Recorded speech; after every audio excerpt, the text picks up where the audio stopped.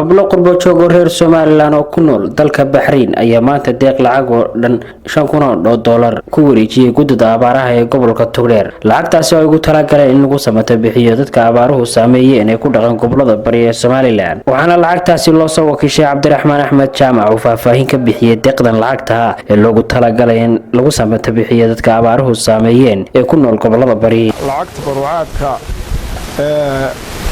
gurmadka abaaraha gobolka Togdheer ay doonayso inay ka qayb galaan jaaliyadda Bahrain.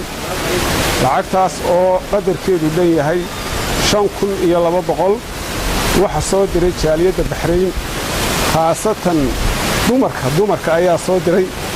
Barasab ku-xigeenka gobolka Togdheer Maxamed Diiriye Xayd iyo qaar ka mid ah guddida abaaraha ee gobolka Togdheer ayaa u mahad celiyay hablaha qurbo joogta ee soo diray lacag lagu talagalay in lagu caawiyo dadka abaaruhu ku dhufteen ee ku nool gobolada bari. jaaliyadda Bahrain reer Soomaaliland waanu guddoonay lacagta Cabdiraxmaan uuna soo gaarsiiyay isliibkii bankiga akoonka lagu shubeyna waa ka waanu ducaynaa hablaha lacagta soo ururiyay ee reer Bahrain.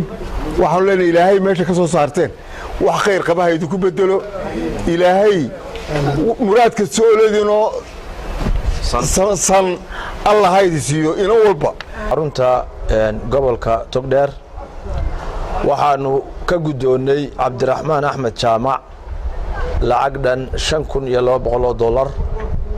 lacagta sida uu Cabdiraxmaan noo sheegay waxa soo diray jaaliyadda reer Soomaaliland ee degan wadanka Bahrain, gaar ahaan waliba si gaar ah dumarka halka jooga khayr Allah siiyo. lacagtaas $5,200 ah waanu ka guddoonay. waxaanu markaa u sheegaynaa lacagtaas iyadoo sideedii ah in Cabdiraxmaan uu soo gaarsiiyay annagoo ah guddida tabarucaadka abaaraha gobolka Togdheer.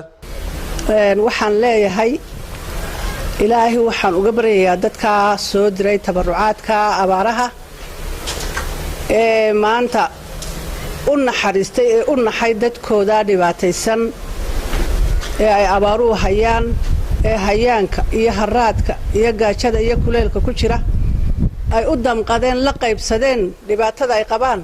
waxaan leeyahay halkii aad ka soo saarteen ilaahay wax khayr qaba بدل خير قبائل هاي هيدين قليو حان وجد عيننا ودعون تدكا وح محسنين تا الريب بحرين هبلها قيمها له شرفت له عبد الرحمن جامع وسو قد بيي لعقتها في عن اي صادرين ووجم هاد علينا خليل برا ورهان وركب مقالة برعو.